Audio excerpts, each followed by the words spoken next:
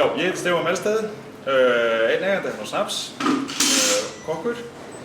Lærði í Danmörku á sínum tíma, var þar í góð 5 ár, 4 ár þar í námi og svo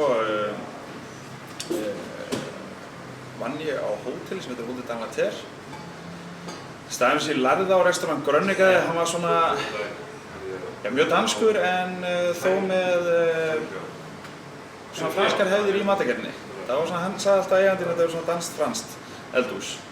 Þannig að einhverja tengingu hef ég þar í þetta franska og Hótel D'Angleterre var líka svona þetta gamla hótel sem heldur dálítið vel í þessa klassísku rétti og það var mjög gaman að koma þangað.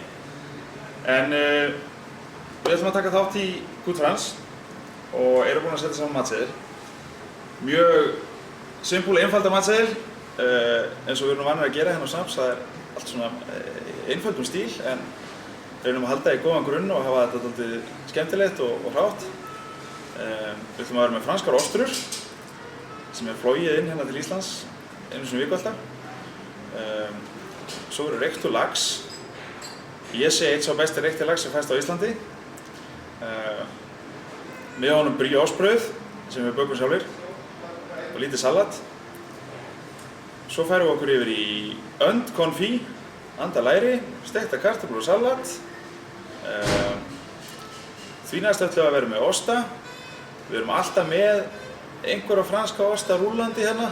En við veitum ekki nákvæmlega hvaða osta verða á seðlunum þá en það sem við hefum til. Og endum þessi herlegheit á crème brûlée, einu merki frönskum eftirrétti.